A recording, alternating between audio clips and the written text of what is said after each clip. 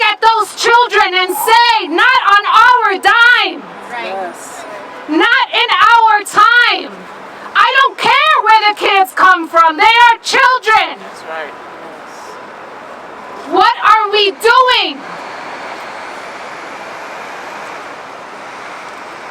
We have raised communities that have lived in for generations. Our taxpayer dollars have turned communities into dust.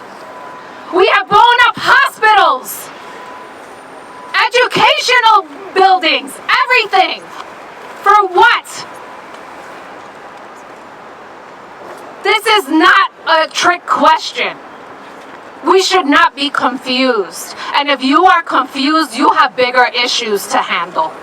So I implore all of my colleagues, up and down, city, federal, state, on my block, to stand with permanent ceasefire, to let everyone know that until the hostages are free, until Palestine is free, we will not be free. So in the name of Borinquen and all my people, we stand with you. We stand for peace. And we want permanent ceasefire. Violence begets violence. Let's dig into our humanity and do what is right, not on our dime. Thank you.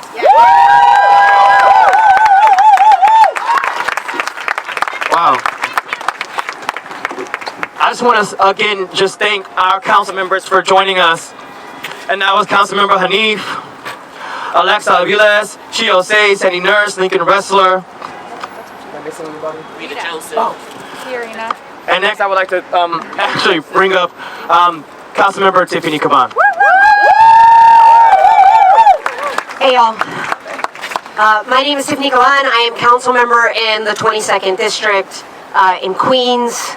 Queens showing up hard in the face of a genocide. I think about the fact that before I became a council member, I was a public defender for almost a decade. And so I will be one of the first people to admit that I am not an expert in the situation in Gaza. And so my message is for folks who have felt the same way that I have, because when I have that creeping thought, I'm reminded again and again and again of the words of Angela Davis, who said, "You do not have to be an expert. People will tell you that you don't know enough, but you do not have to be an expert to be in solidarity with a liberation struggle." That's right. That's right. We know what is wrong, we know what is righteous, and we value humanity. That's right. Period. And so here's what I do know from my life and my experiences and my career, and it's that the safety that we all deserve does not come from systems of punishment and control. They come from systems of care and compassion. Right. In New York City, where we need to move away from the power, the control, the violence of Rikers Island and the NYPD, and towards systems of care and compassion like social housing and infrastructure, life-saving, healing infrastructure.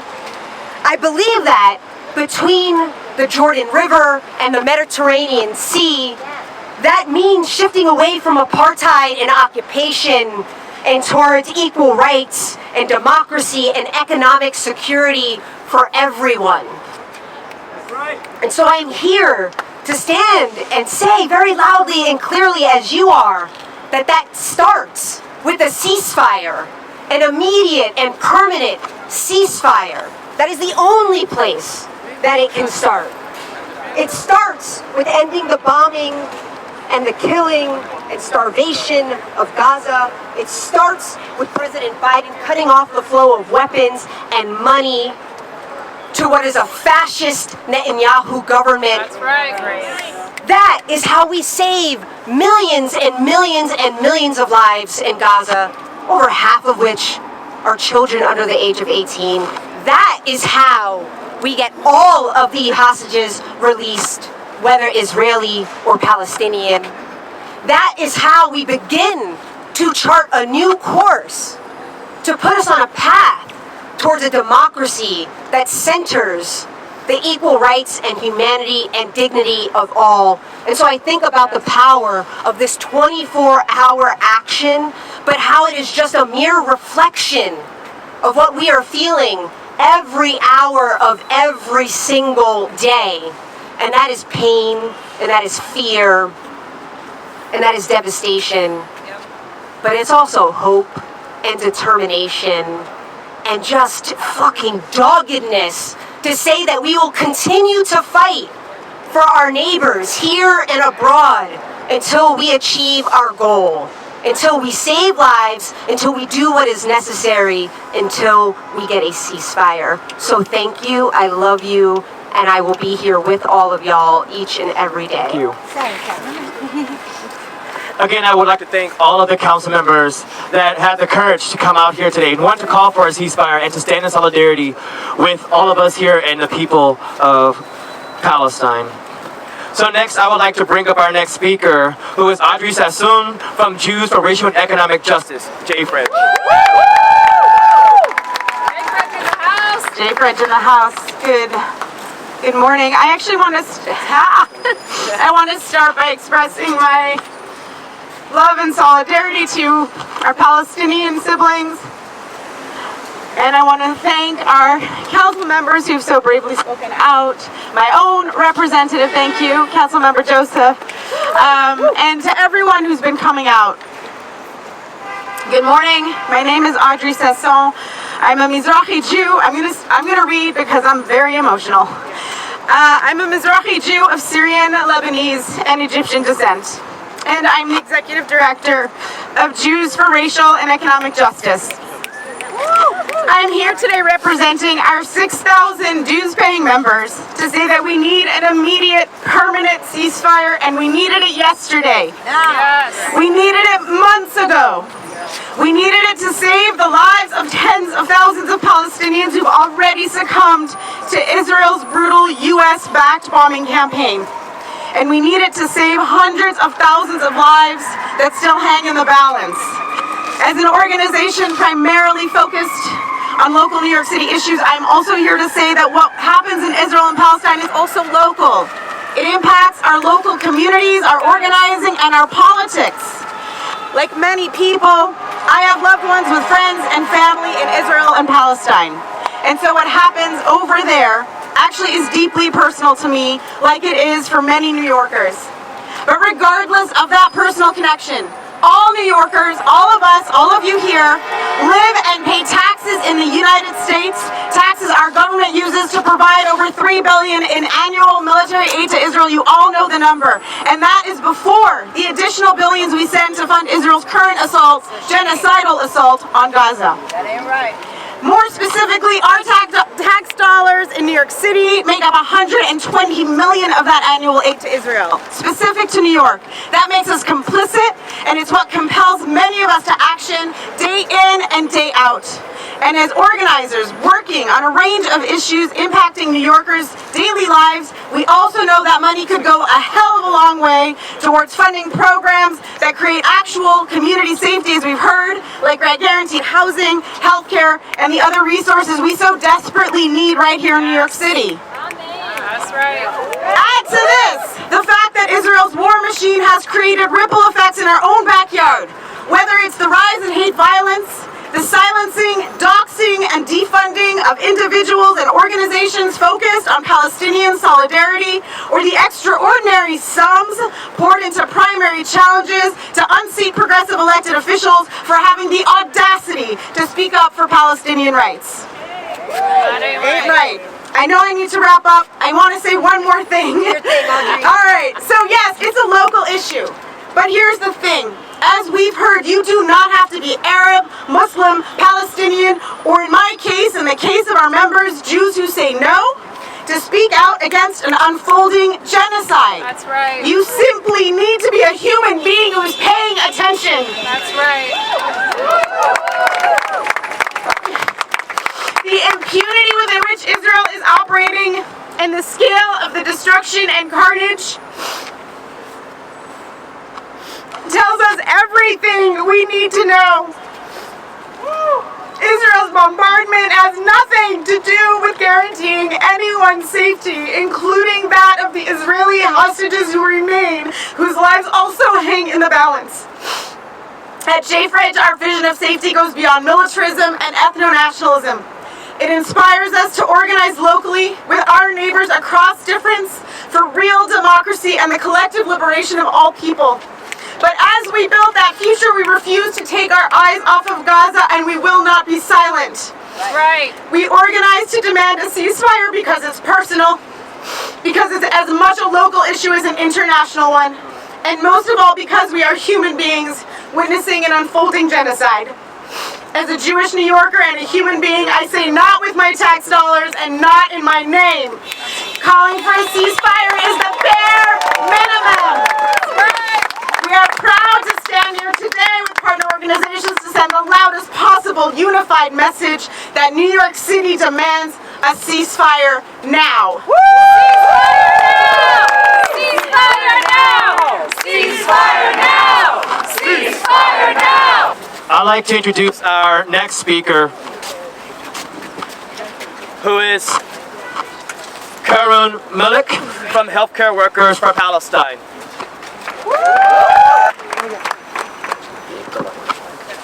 You got it.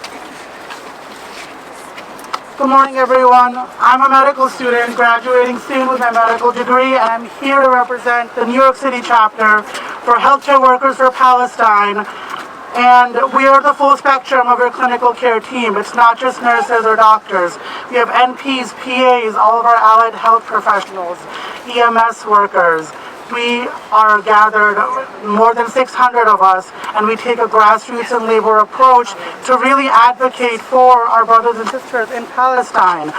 I see activism as a profound public health practice, and I'm only here to contextualize the catastrophic damage and inhumane acts and siege enacted on the Gaza health system.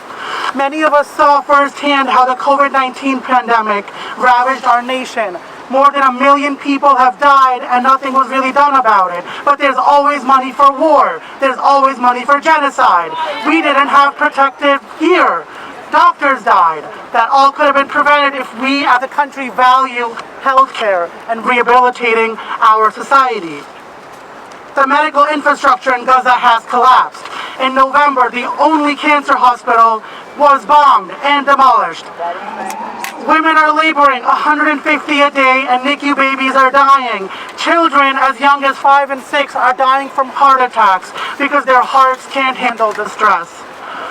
The famine will prevent anyone who has survived this from living a full life, whether as disabled amputees and have chronic wound issues because they just do not have food. We see our colleagues and patients trying to navigate a medical system here laden with Islamophobia and clear anti-Palestinian sentiment. I'm humbled by the strength and faith of the people of Palestine in the diaspora and here. And we see ourselves in the shoes of our sisters and brothers and uncles and aunties that are healthcare workers in Gaza who have nothing but are doing everything. We echo their love call to demand an end to this genocide so that remaining patients can have rest and heal. And we acknowledge that our work doesn't end at ceasefire. We have to imagine that our actions in solidarity, what they will look like once ceasefire happens, how we will help rebuild and rehabilitate Gaza.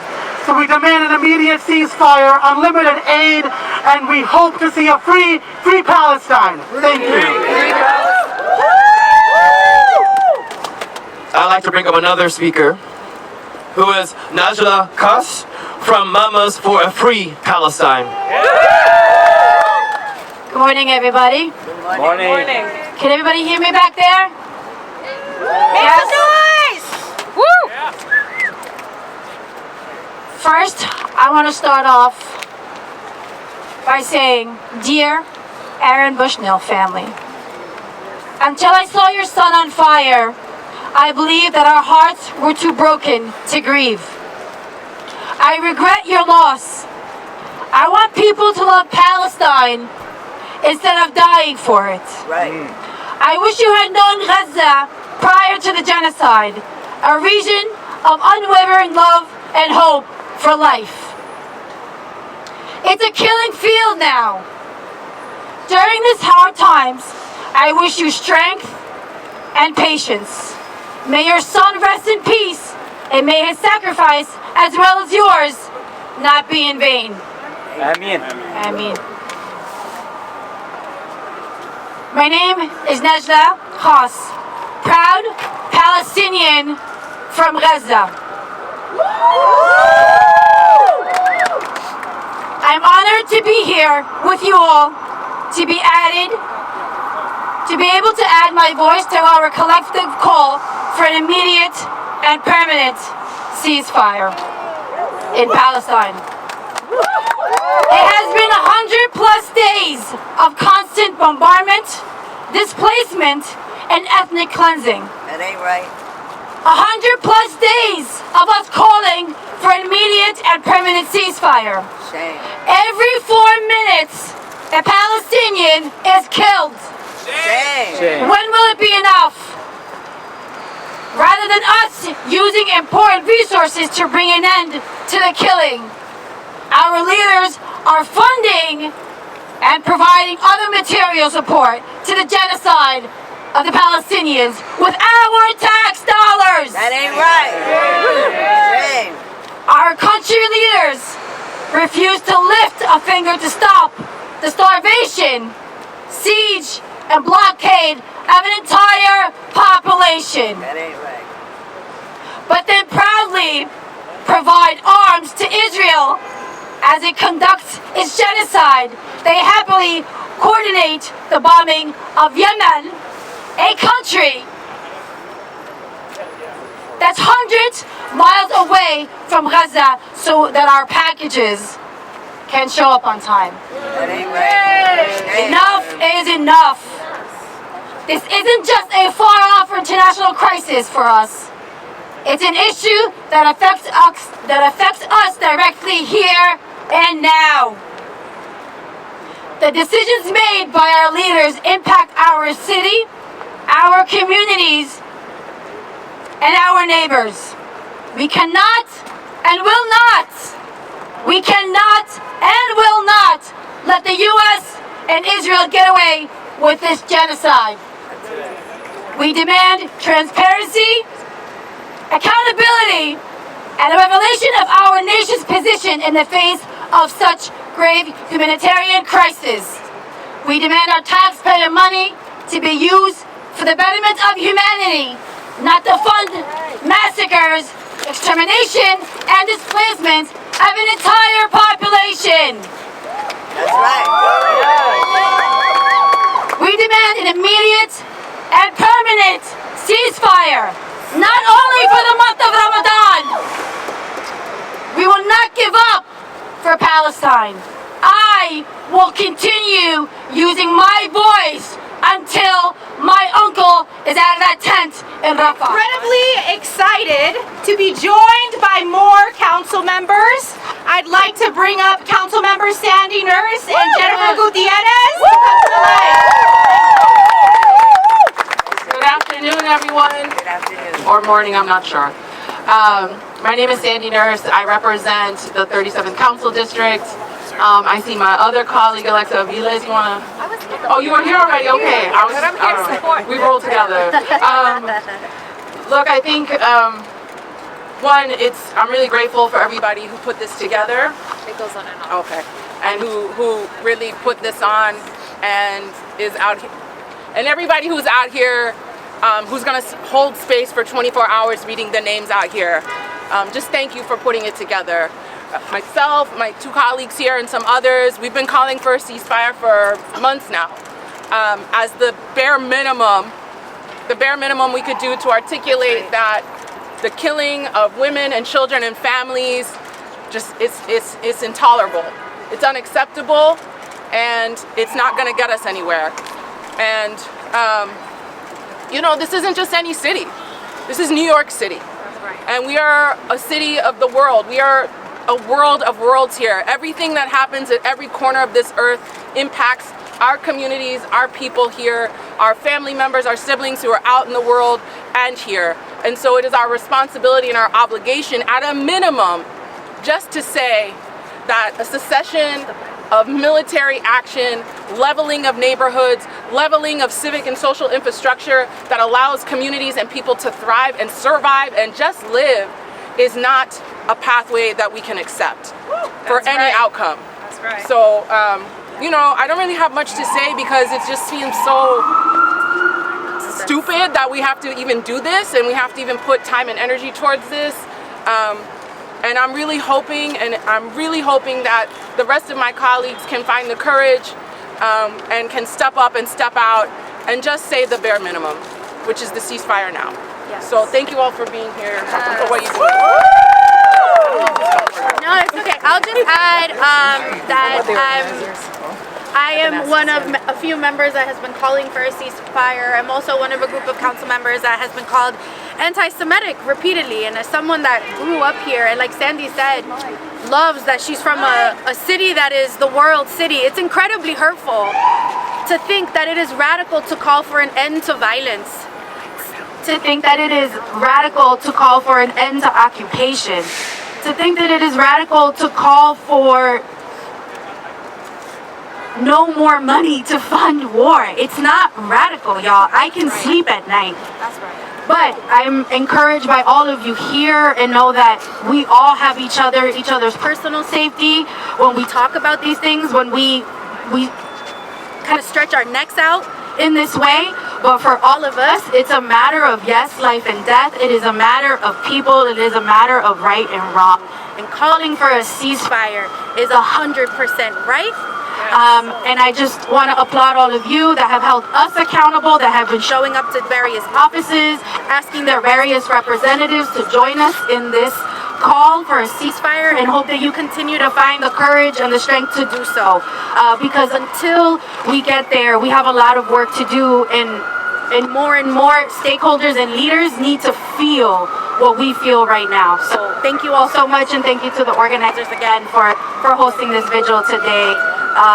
Mucha suerte a todos. Thank you, guys. Let's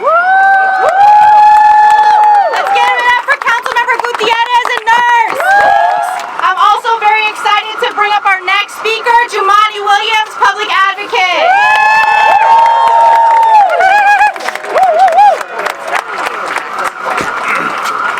Peace and blessings, love and light to everyone. I'm going to tell you, I try to say the same things no matter what crowd I'm in, and I'm going to do the same here. This is a really painful time for me and for so many people. Whether I'm in synagogues and mosques, people are in pain, but for some reason I feel some people's pains are not being lifted up. That ain't right. And that's a problem for me. And I will say, on October 7th, many people of good conscience admonished what happened and started saying, bring the hostages home. People of good conscience, I believe that was the right thing to do. It is going on 5 months. Tens of thousands of people have died. That ain't right. People are starving. Shame. Almost an entire country has been razed. Settlers are killing Palestinians and taking their homes. That ain't right. And we have to plead for the same people of good conscience to simply say that should cease. Our final speaker is Leon Falahan from the People's Forum. Leon.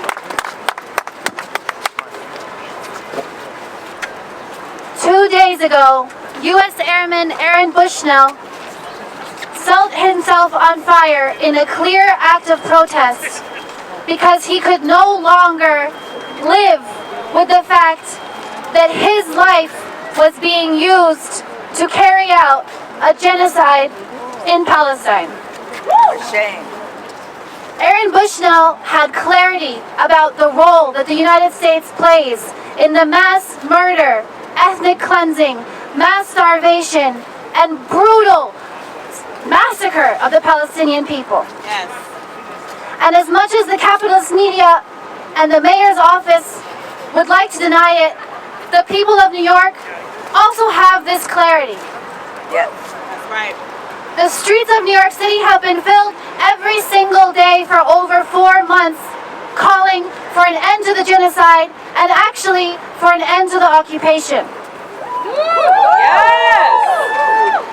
Any human being with a conscience, any human being that feels when faced with a genocide, and there's no excuse because we are witnessing it every single day, they do not hesitate to stand on the red side. Many of us in New York City, including the 50,000 Palestinians, the many more Arabs, Muslims, and people who come from oppressed nations across the world, and people who stand with justice, already knew about the genocidal nature of the Israeli project for over 75 years. This is not something new. But now it is being live streamed. And now there is no longer an excuse. Those of us who already knew were on the streets on October 8th. We said we stand with the Palestinian people. We said that in the face of a genocide, in the face of colonization, people have the right to resist. We were the conscience of New York City.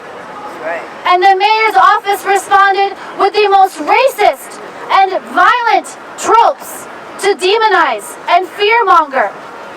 He tried to use the horrific experience that New Yorkers experienced in 9/11 and then to invoke the mass fear-mongering, Islamophobia, and racism to create the same atmosphere that people of New York felt in 2001. Shame. He called us terrorists. Shame. He told the people of New York to stay home. He said that we were going to carry out terrorist attacks. He put every single police officer that owns a uniform, over 36,000 people, on the streets. And instead, 1 week later, over 20,000 people were in Times Square calling for a free Palestine. If anything, this shows that Eric Adams, the government of New York, the government of the United States are completely out of touch with their own ability to control the opinion, public opinion of this country. That's right. I want to repeat that the people of New York are the conscience of the United States.